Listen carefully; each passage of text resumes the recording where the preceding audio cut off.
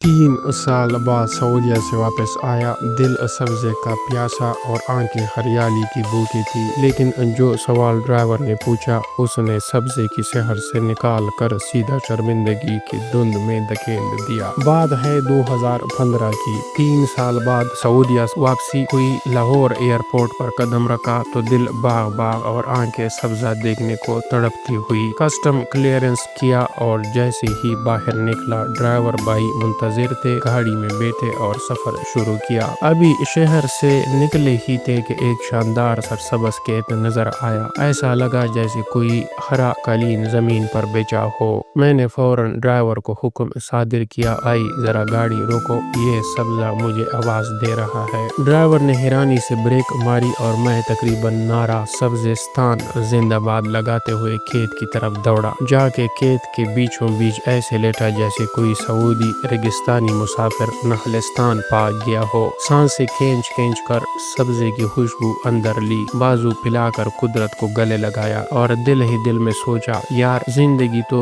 यही है, न तेल न शेख, सिर्फ सब्ज़ा और सुकून। कुछ देर बाद दिल ठंडा हुआ, जज्बात नॉर्मल हुए तो वापस गाड़ी में आ बैठा। खामोशी से चंद किलोमीटर सफर तय हुआ, फिर अचानक ड्राइवर ने मासूमियत से सवाल दाग दिया, सर जी एयरपोर्ट ते भी लटरीना होंदी है ना?